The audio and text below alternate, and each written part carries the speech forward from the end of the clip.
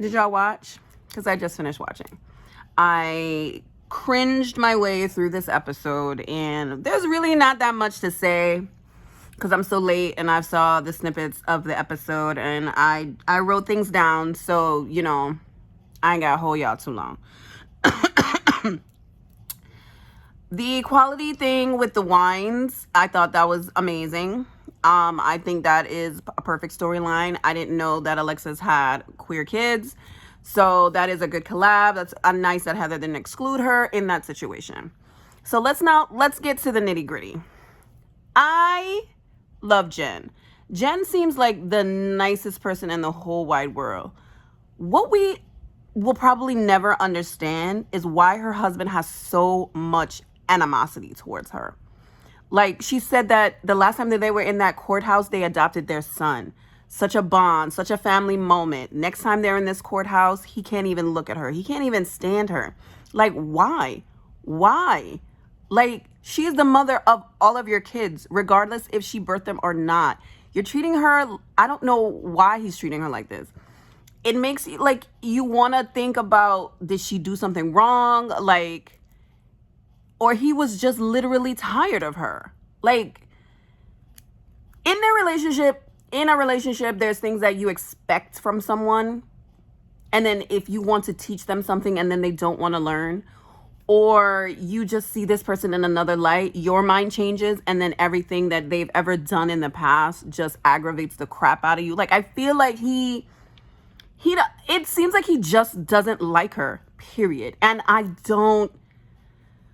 it's weird and it's frustrating to watch as a woman, and I feel for her. It may seem that she has to go through this so that she can come out on the better side of this. Like, and please don't listen to Tamara, because Tamara is trash. I feel like she's gonna sit on this and not get a job. She has a job. She has I hope she still has her yoga studio. Like, how is Tamara saying that she was a good friend to anybody for whatever amount of years and you say this type of things? Like, I don't know. Anyway, we all understand what Tamara is and what she does. So, Gina. Top tier housewife content? Like, did you really slip up? I don't know. Maybe because it was in your mind. It could be possibility. I think the percentage is probably like 5% that it was a mistake. You know what I'm saying?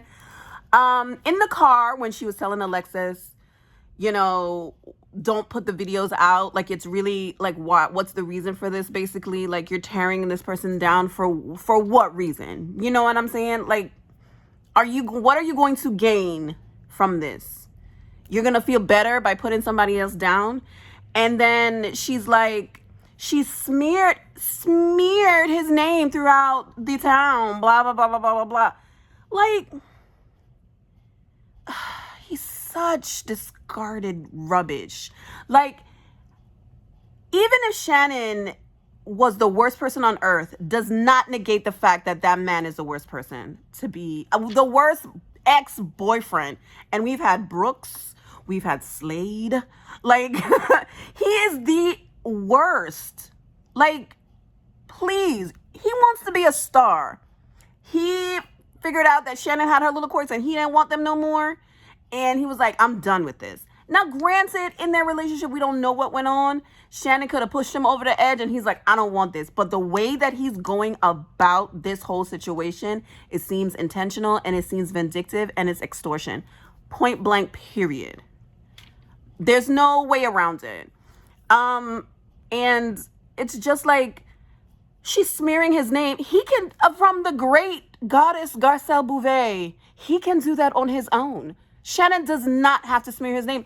Look at what he's doing. Like, no one is on his side. The only person that's on his side is Alexis. And Tamara is going to be on her side talking about everybody. So you cannot count on Tamara to be on anyone's side, because all she's doing is throwing dirt on everybody's name, judging from whatever throne she put herself on. I mean, I don't know.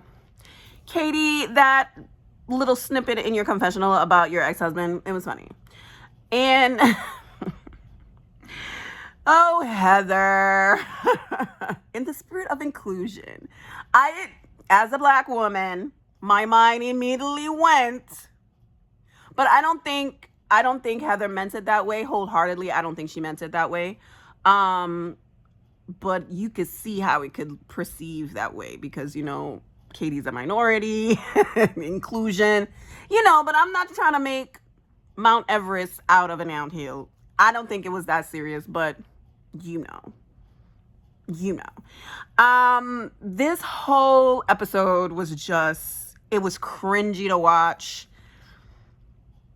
I hate that she had to put up that money and give it to him. But I think that was the best thing for her. Be done with it. Be done with them. Now, where is this picture? I want to see. I've searched Reddit. I've searched TikTok. I've searched everywhere. I've not seen this picture of Shannon sitting at the bar buying a mocktail. And Tamra, like, this is what I'm saying. Y'all cannot take nothing she says with a grain of salt because she is out for self. She's playing her character up ×2. And you can't trust her. And I don't believe anything she says. Now, again, I think that Shannon should not drink. Full stop, period, dot. She should not drink at all. I think she should always have a clear mind. Doesn't matter if she's around Tamra, if anybody. I think for herself, she should not drink. I'm not saying that she should stop drinking. I think that this is so close to your DUI. I think you should be at least a year sober with no alcohol. And to be honest with you, I don't know if this is her only paycheck on Orange County. I think that she shouldn't be on the show either. You know what I'm saying? Like, this is a lot. Like, she's been the drinking friend with Tamra. Both of them acting a fool, drunk, full of breaking bones, falling down. The three amigas, all of them are like that. Now, Shannon may take it to another level when she's by herself, moping about her problems. But they all drink. They all have drinking problems, right? You drinking to have fun, blah, blah, blah. The only person that Gina got so much flack, and I commend her. That woman has not had a drink since that time. And I commend her about that. Now, I don't know if she had that same problem that Shannon does, but I feel like Gina and Shannon, I think Shannon should take Gina's, portrayal. What is the word that I'm trying to say? She should take her as an example and not drink. She should not be drinking at this point in time, especially when she knows she uses alcohol to lull her feelings, to numb her mind. You know what I'm saying? Which most of us do, but she doesn't know how to control it. So again, I don't know. This whole season is on Shannon's back, and I just want her to live a better life after this. Be done with the JJs, Jesus Jugs, and Johnny J. I just want her to be done with them. I want her to go into this reunion. Let them say whatever they want to say. Stop defending yourself because you are going to dig yourself into a deeper hole. Because anything you say, they're going to come about and they're like, you smashed a car into a house, which you did. You almost ran over somebody. You were being crazy in John's house, blah, blah, blah. Let them say what they want to say. Live in your truth. Say what you want to say, but do not defend yourself against these women at this reunion. I can say this till I'm blue in the face. I know you're probably going to want to defend yourself, Shannon, but please, please, please, please, just sit there, say what you did, say what happened. Again, take accountability, period.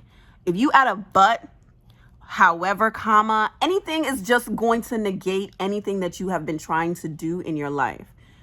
I am glad that you have finally seen the light, and I'm sad that it had to take this long and that happen for you to have that happen. You caused that to happen.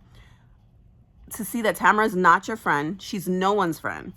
And I just want Shannon to live her best life. Girl, your face is great, even though you had to pay for it eventually yourself. Your hair, your extensions are blending perfectly. I love that for you. I don't want to him and ha. I just want Shannon to live her best life. I want Tamra and her chemical peel to go sit down somewhere and leave Shannon alone. Like, please. Katie, where's your paparazzi friends? Get somebody to show us where Shannon was sitting down at this bar with her short glass mocktail. I'm sure someone has it. I'm sure you know someone that has it. Because, you know, you speak to the top person of the top person of the paparazzi in LA. Anyways, Jen, $6,000 in Orange County is not a lot. However, I think you should take this and learn. And like you said, life is going to be different. Your kids can't wear Ferragamo sneakers. Like, they have to wear Nikes. You know, like the regular ones from the outlet. Like, it's okay. It's okay. All of you have to learn from this. Please.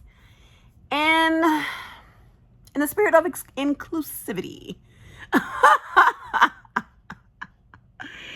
Emily was the voice of reason this episode. My word. One thing about Emily, she's funny. She is a mean girl. I don't care what nobody says. However, she speaks facts and truth, and I have to agree. You didn't want to pay it, Shannon. You just had to pay it so you can just be done with it. The principle is that you know the truth, because we will never know as spectators of this sport that we call reality TV.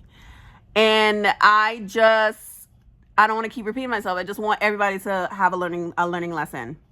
Everyone needs to have a learning lesson. That's what this episode is. Alexis and John,